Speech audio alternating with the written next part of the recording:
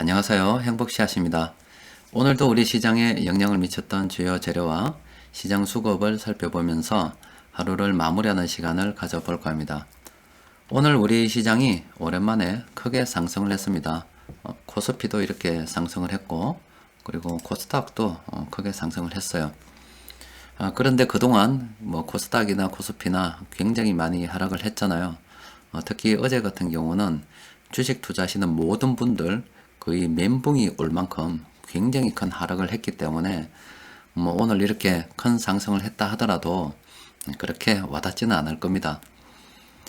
그런데 혹시라도 오늘 이렇게 시장이 상승하게 되면은 앞으로 주식을 좀 사볼까? 이렇게 생각하시는 분들이 계실 수도 있어가지고 그런 분들께 어떻게 하면은 이 투자금을 좀 더 효과적으로 운영할 수 있는지 그런 방법에 대해서도 한번 말씀드려 볼까 합니다. 자, 일단 오늘 수급을 잠시 살펴보면은 외국인 투자자들이 약 한 5,800억 원 정도 팔았습니다. 시장에서 나오는 뉴스들은 어제 미국에서 우리나라한테 급할 때 뽑아쓰라고 하면서 마이너스 통장을 하나 만들어 줬습니다. 그것 때문에 외환시장이 좀 안정되고 투자 심리가 개선되었다라고 이야기하는데, 물론 기관들이 그동안 팔다가 이렇게 산 걸 보면은 기관들의 투자 심리는 개선이 되었다고 볼 수 있어요. 그런데 우리 시장이 앞으로 나아가기 위해서는 기관들이 중요한 게 아니라 저 외국인들이 들어와야 시장이 앞으로 나아가는 겁니다.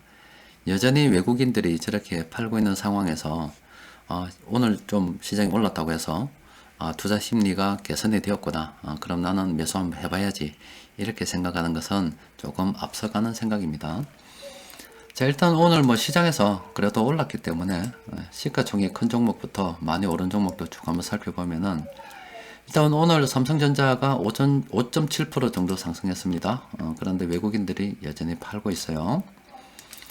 그리고 SK 하이닉스도 이렇게 외국인들이 팔고 있습니다. 그죠? 삼성바이오로직스는 우아이고 오늘 엄청나게 올라붙습니다. 17.49% 정도 급등했는데 이 종목은 외국인들이 사고 있습니다. 모든 종목을 다 팔지는 않으니까는요, 외국인들이. 자, 그리고 등락률로 보면은 상한가 간 종목들도 꽤 보입니다.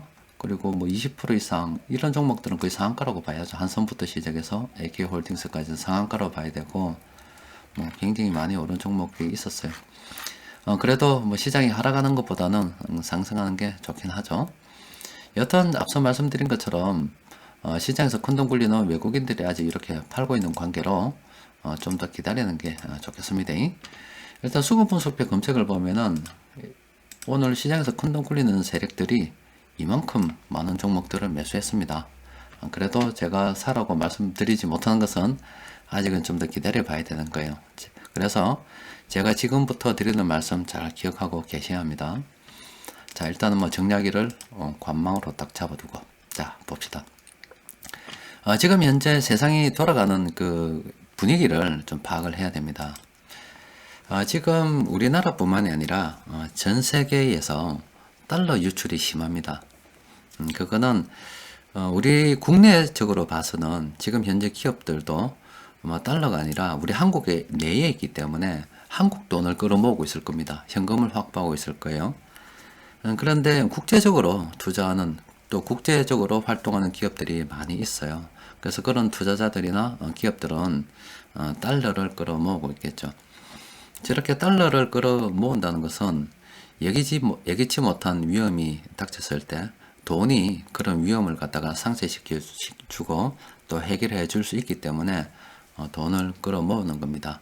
그래서 현재 저렇게 돈을 갖다가 달러를 끌어모으는 것은 또 우리나라에서 각 기업들이 달러를 끌어모으고 또 각 가정에서는 현금을 갖다가 챙기는 것은 이건 생존의 문제이기 때문에 그런 거예요.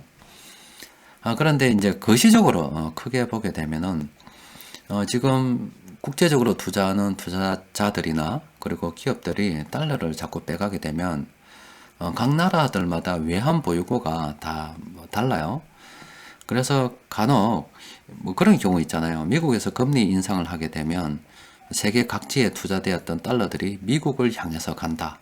그러다 보면은 신흥국에서는 그 나라의 외환 위기가 온다. 그런 거 많이 들어보셨죠? 그래서 실제로 보면은 2015년도 말에 미국에서 금리를 높이기 시작하자 그동안 세계에 풀렸던 달러들이 미국으로 향함으로 인해서 자금 경색을 겪은 국가들이 제법 있습니다. 여튼 뭐 글로벌 투자자들 그리고 크게 뭐 각 국가들 사이에서 글로벌 경영을 하는 기업들이 달러 확보에 주력을 하자 각 국가에서는 달러 유출이 우려되잖아요. 그게 우리나라도 그런 경우가 있었다 아닙니까? IMF 때 그런 일이 있었잖아요. 그렇게 되면 우리나라 IMF 같은 일이 발생이 된다 이 말이에요. 달러가 부족하면. 그래서 미국이 그런 일이 없도록 하기 위해서 몇 개 국가를 갖다가 불러서 마이너스 통장 만들어 줄 테니까 각판만 뽑아 써라 이렇게 했어요. 그래서 오늘 우리 시장이 좀 개선이 되었다고 보는 겁니다. 여튼 뭐 조금 IMF 때 지금처럼 이렇게 마이너스 통장 하나 개설해 줬으면 참 좋았을 건데 그때는 안 해주더니 지금 이렇게 개설해 준다 이 말이에요. 좀 차이점이 있긴 하죠. IMF 때는 우리나라의 일이고 지금은 만약에 각 국가들이 터지게 되면 문제가 생기면 그게 또 화살이 미국으로 달려가기 때문에 사전 예방적 조치로서 저렇게 마이너스 통장을 개설해 주지 않았나 싶어요. 여튼 이 사람들이 움직이지 못하니까 지금 다 돈을 싸잡아 매려고 하고 있어요. 그런데 그 돈이 계속 집에만 머물 수가 있겠어요? 또 그리고 이 병이라는 것이 영원히 창궐할 수는 없는 노릇이고 언젠가는 소멸되거나 아니면 또 우리 사람들이 여러 가지 기술 개발을 통해서 대처법을 갖다가 만들어낸다 이 말이에요. 그러면 사람들이 움직이기 시작하겠죠. 그렇게 되면 어떤 일이 생기냐면 우리는 이걸 준비하고 있어야 되는 거예요. 지금은 돈이 빨려 들어가는 거예요. 각 기업들이나 필요한 그 위험 대비 생존을 위해서 돈을 끌어모으는 사람들 쪽으로 돈이 다 흘러가다 보니까 자금 경색이 일어나고 돈이 돌지 않는 겁니다. 그런데 그렇게 각 개인 기업 투자자들에게 흘러갔던 돈들이 언젠가는 딱 사람들이 밖을 보고 있을 거잖아요. 지금 동굴 속에 있다 그러면 동굴 밖에 지금 눈이 이제 그쳤나 안 그쳤나, 비가 온다면 비가 그쳤나 안 그쳤나 볼 거잖아요. 그래서 어느 날 딱 보더니 이제 밖으로 나가도 되겠구나 싶은 순간이 오는 거예요. 그때가 되면은 그동안 저 동굴 속에 다 숨었던 이 사람들이 순식간에 확 튀어나오는 거예요. 그러면은 이 움츠겼던 이 소비가 폭발적으로 증가할 수가 있습니다. 돈이 튀어나오게 되면 그렇게 될 수가 있어요. 우리는 지금 이 기회를 잡으려고 하는 거예요. 지금은 움츠러들기 때문에 다 달러 확보에 주력하기 때문에 주식시장이 이렇게 하락하고 있는 겁니다. 또 그리고 부동산도 잘 안 팔리는 거고 심지어 금까지도 이렇게 하락하는 건데 그렇게 마음껏 움츠겼다가 언젠가 사람들이 밖으로 튀어나올 환경이 되면은 폭발적으로 확 튀어나오는 거예요. 그러면은 자산시장이 급등을 할 수 있다 이 말이죠. 또 예전보다 훨씬 더 많은 돈을 지금 뿌려놓은 상태이고 또 앞으로 더 뿌릴 수가 있습니다. 우리는 저때 기회를 잡으려고 지금 계속 째려보고 있는 거예요. 그래서 오늘 제가 관망이라고 말씀드리는 것도 아직은 저렇게 폭발적으로 튀어나올 상황이 아니니까 좀 관망해보자 이런 거예요. 자, 그와 관련해서 제가 재밌는 말씀 하나 드릴게요. 일단 우리는 저 폭발하는 순간을 기다려서 폭발하기 직전에 사야 되는 거예요. 만약에 저 폭발하게 되면 못 삽니다. 자, 예전에 이런 일이 있었어요. 2008년도 미국발 금융위기 때 우리나라 주식시장이 2000포인트에서 이만큼 계속 하락을 했습니다. 계속 이렇게 떨어졌어요. 그래서 난리가 났습니다. TV에도 우리나라 뭐 난리가 났어요. 전 세계가 망하니 많이 하면서 난리가 났습니다. 그런데 그때 당시에 제가 우연히 만난 분이 있었는데 그분이 때마침 현금을 들고 있었습니다. 그래서 완전히 내 이제 땡 잡았다 생각을 하고 계셨던 분이에요. 그래서 이제 기다렸죠. 아주 기분 좋게 남들이 뭐 죽는다고 난리 지길 때 현금을 들고 있기 때문에 기분 좋게 있었어요. 기분 좋게 계시면서 항상 이렇게 이야기했습니다. 나는 우리나라 종합주가 지수가 800포인트가 되면 그때부터 내 몰빵한다. 딱 이야기를 하고 있었어요.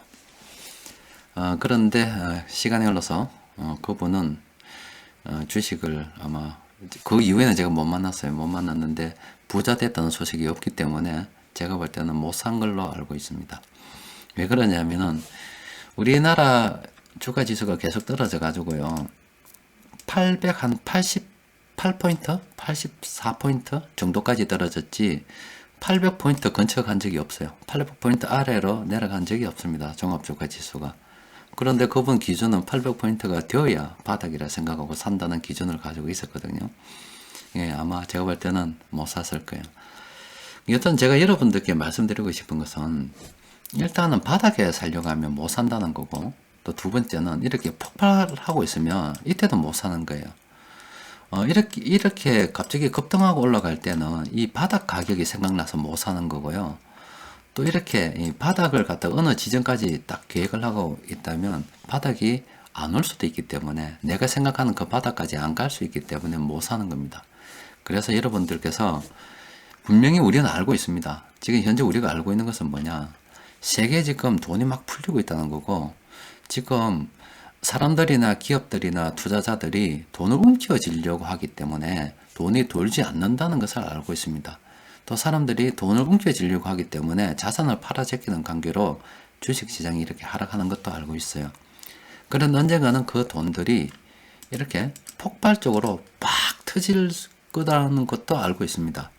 중요한 거는 그 매수 포인트에 대한 문제이겠죠. 그래서 첫 번째로 드린 말씀이 바닥에 살려고 하면 안 된다 이 말이에요. 또 그리고 오늘처럼 잠시 급등했다고 해서 어설프게 또 바닥이라 생각하면 이것도 안 된다 이 말이에요. 그럼 어떻게 해야 되냐? 어떻게 해야 돈을 갖다가 잘 운영해서 이 위기를 기회로 바꿀 수가 있겠는가? 그게 궁금하잖아요. 제가 정확한 답을 알려드릴게요. 요거 잘 지키면 여러분들 다 기회 잡을 수 있어요. 자, 일단은 돈을 갖다가 발상의 전환을 조금 하세요. 한 방에 집행하려고 하지 말고요.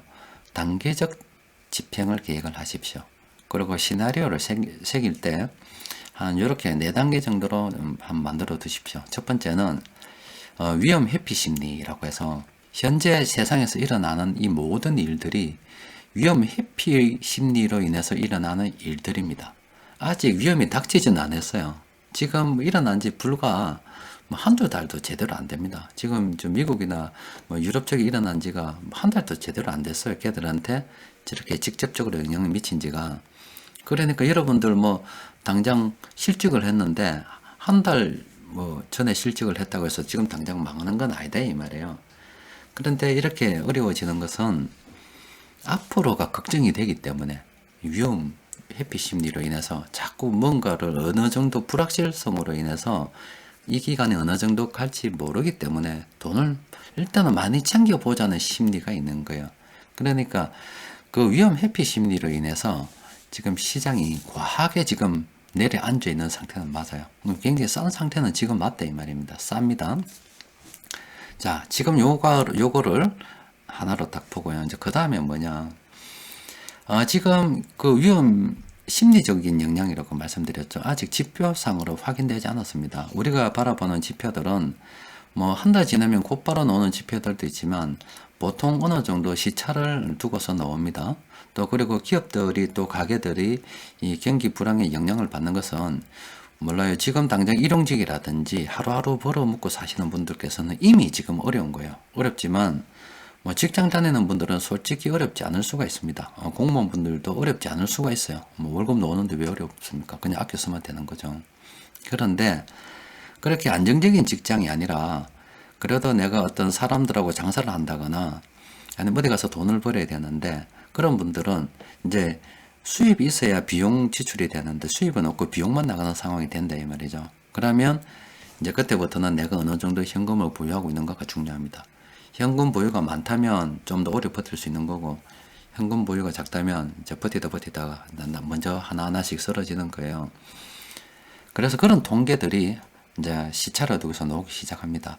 그때 지금 이런 위험 회피 심리가 이제 어떤 사람들에게는 현실화되기 시작하고 그런 것들이 하나하나 나타나서 가게나 기업이 부도 났다는 뉴스가 나오기 시작하면 이때는 시장이 한 번 더 출렁거릴 수가 있어요. 왜냐하면 이전에는 지금 현재 심리적인 요인이지만 그때는 이렇게 실물 경기에 영향을 미친다는 것을 눈으로 확인하고 나도 내 자금 상황을 정확하게 알기 때문에 자칫하면 나도 언젠가 부도날 수 있다는 것을 안다 이 말이에요. 그렇기 때문에 투자하는 사람들도 투자처 고르는데도 굉장히 신경을 쓰겠지만 사람들이 이제 공포가 이제 현실로 엄습하게 되는 거죠. 일단은 부도 났다는 소식, 이거 중요합니다. 그리고 이런 기업의 부도는 그 다음에 은행의 부도로 연결될 수가 있어요. 그러면 기업의 부도가 이제 많아지기 시작하면 또 은행 부도가 날 수도 있습니다. 큰 은행 같은 경우는 뭐 정부에서 막아줄 수도 있겠지만 자잘한 새마을금고라든지 저축은행 있는 것까지 다 막아줄 수 없을 수가 있습니다. 여튼 부실로 인해서 은행이 부도가 나면 저건 상당히 심각한 거예요. 그 은행이 부도 나고 난 그 다음 단계는 또 뭐냐, 말 그대로 국가 부도가 일어나는 겁니다. 그럼 이런 상황을 딱 염두를 해두고서 어떻게 하느냐, 지금 위험 회피 심리로 사람이 돈을 갖다가 지금 끌어모으고 있어요. 그런데 어느 순간 외국인 투자자들이 영원히 팔리지는 않을 겁니다. 한국 주식시장에 살 거예요. 그러면 그 상황을 딱 보고 우리 한국만 사는지 전 세계 다 사는지를 보는 거예요. 보고서 전 세계 다 조금씩 다시 이제 조금 이제 동굴 밖으로 목을 쏙 내민다 싶은 그런 상황이 옵니다. 그때 자금의 4분의 1을 갖다가 집행을 해보는 겁니다. 그때 사는 거예요. 지금 주식 사는 거 아닙니다. 왜 4분의 1을 사야 되느냐? 이거는 지금 현재 주식시장이라든지 자산시장 이런 하락이 좀 과도하거든. 과도해서 사람들이 이제 한번 나와보니까 이제 그동안 떨어졌던 게 다시 어느 정도 반등하고 올라가는 게 기술적으로 올라가는 거예요. 올라가는 건데 그런 것들이 이제 어느 순간 올랐다가 이제 조금 괜찮게 흘러간다 싶은데 기업들이 하나하나 부도 날 수가 있어요. 자금을 갖다가 원활하게 만들어 놓지 못한 기업들이 부도 날 수가 있어요. 그러면 이런 상태까지 또 나아갈 수 있습니다. 기업이 부도 났다는 소리를 들을 수가 있어요. 만약에 이 상태로서 끝난다면 그냥 이 상태로 자금 집행으로 끝나고 나머지 돈은 들고 있는 거예요. 그런데 잠시 이렇게 상승하는 듯 했더니 기업이 부도 났다는 소리가 들리기 시작하면서 미국 같으면 시엘가스 업체들, 우리나라 같은 경우는 좀 중견 기업들 이상 부도 났다는 소식이 들려지면서 막 이렇게 시장이 하락을 하게 되면은 그때 또 기다리는 겁니다. 기다렸다가 시장이 다시 반등할 때 또 사두는 거예요. 또 그리고 세 번째는 그 기업이 부도 나고 난 다음에 이제 또 이상 없이 가는다 하다가 또 은행 부도까지 연결이 될 수가 있겠죠. 만약에 어느 은행이 부도 났다 소리를 들으면 그때 또 사는 거예요. 또 그러다가 좀 더 있다가 어느 국가가 부도 났다는 소리가 들으면 그때 또 사는 겁니다. 그러니까 기준을 갖다가 이렇게 잡는 거예요. 나는 지었다가 다시 한번 정리해 볼게요. 생각하기를 오늘 잠시 상승을 했다고 해서 오늘 바닥이라 생각하고 돈을 던지면 이제 오늘부터 난 기회가 없는 거예요. 그 다음은 무방비 상태입니다. 그런 거고, 일단 요거는 하지 말자고 오늘 제가 말씀드린 거고, 두 번째는 지금 현재는 위험회피 심리로 돈이 지금 쏠려 들어가고 있으니까 어느 순간 그 돈이 나온다 이 말이에요. 그럼 그 돈이 나올 때를 바닥이라 생각하고 몰빵을 해버리게 되면 그때 이제 돈이 나왔는데 그동안 숨겨져 있던 기업이 버티다가 못 버티고 부도 나는 소식이 들리게 되면 시장은 또 하락할 수도 있다 이 말입니다. 그때 내가 이때 몰빵을 다 했다면 이때는 이제 위험 대비 방법이 없는 거예요. 알겠습니까? 그러니까 그런 대비를 위해서 4번 1을 집행하고 또 이때 놔두는 겁니다. 이렇게 단계적으로 집행해야지. 그러면 생각하기를 이런 식으로 또 하면 안 돼요. 나는 은행 부도 났다는 소리 들을 때 그때 내가 몰빵을 한다 이러면 그까지 안 가고 여기서 끝날 수가 있습니다.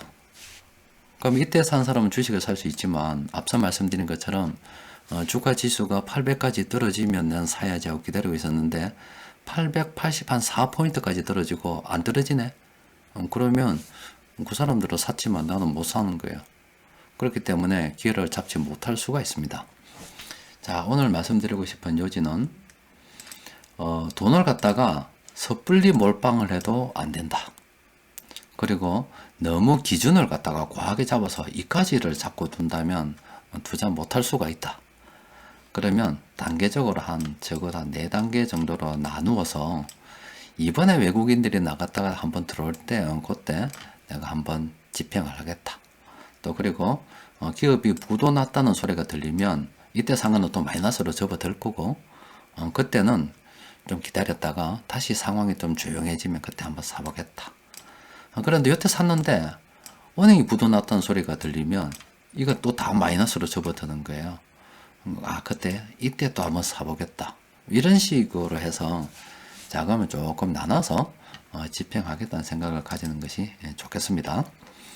자, 여튼 오늘 시장이 조금 이렇게 올랐다고 해서 너무 흥분할 필요도 없고, 또 그리고 그간 또 많이 하락을 해서 뭐 그래도 오늘 조금 상승하니 조금 기분 좋게 이렇게 주말을 보낼 수가 있는데, 지금 말씀드리는 이 자금 계획에 대해서 이 주말에 한번 생각을 한번 해보시기 바랍니다. 이걸 잘 또 계획을 해서 자금을 갖다 나눠보고 준비를 딱 해둔다면 모두 다 이번 기회를 잡을 수가 있을 거예요. 자, 이번 주도 아이고 정말로 고생하셨어요. 이 100년 만에 한번 오늘 위기를 경험해 보니까 참 실감 나는 것 같습니다. 그죠? 자, 또 주말 잘 보내시고 또 다음 주 한번 대응해 보도록 합시다. 이상입니다.